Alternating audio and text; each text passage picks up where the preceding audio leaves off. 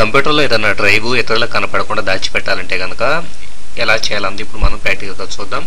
ఇక్కడ మనకి ఇంటర్నెట్లో వచ్చేటప్పటికి nodrvman.sourceforge.net అనే వెబ్సైట్లోకి వెళ్ళేసి ఒక చిన్న టూల్ని డౌన్లోడ్ చేసుకుంటే సరిపోతుంది. ఆల్రెడీ నేను డౌన్లోడ్ చేస్తున్నాను, ఇన్స్టాల్ కూడా చేస్తున్నాను. వన్స్ దాన్ని ఇన్స్టాల్ చేసిన తర్వాత దాన్ని ఓపెన్ చేస్తే కనుక చిన్న ఇంటర్ఫేస్లో మనకి ఇలాగా డిఫరెంట్ డ్రైవ్ లెటర్స్ కనపడుతూ ఉంటాయి. సో వీటిలో మనం ఏ డ్రైవ్ని అయితే హైడ్ చేయాలనుకుంటున్నామో దాన్ని సెలెక్ట్ చేసుకోవాల్సి ఉంటుంది. ఇప్పుడు ఫర్ ఎగ్జాంపుల్ మై కంప్యూటర్ని ఓపెన్ చేస్తే నా దగ్గర CDEFGH అని 6 డ్రైవ్లు అలాగే ఒక DVD డ్రైవ్ ఉన్నాయి.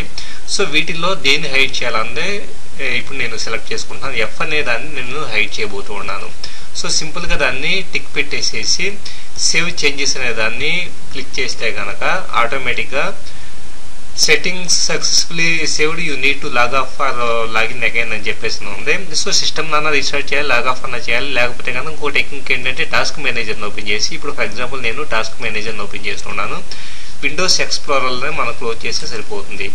విండోస్ 7 ఇలాంటి ఆపరేటింగ్ సిస్టమ్స్లో అయితే కనుక explorer.txt అని ఉంటుంది.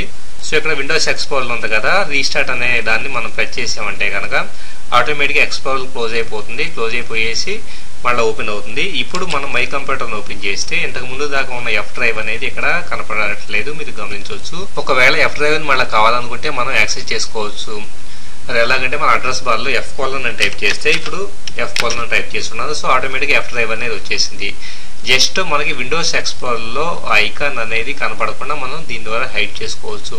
ఆటోమేటిక్గా మన కంప్యూటర్లో ఏ డ్రైవ్స్ ఉన్నాయి లేవు అన్నదే వేరే వాళ్ళకి తెలిసే అవకాశం లేదు, కాబట్టి వాటిని యాక్సెస్ చేసే అవకాశం లేదు. Thank you very much for watching this video. ఈ వీడియో మీకు నచ్చితే మీ ఫ్రెండ్స్ కూడా షేర్ చేయగలరు. ఇలాంటి మరిన్ని టెక్నికల్ వీడియోస్ కోసం computer.co.in అనే వెబ్సైట్ని విజిట్ చేయగలరు.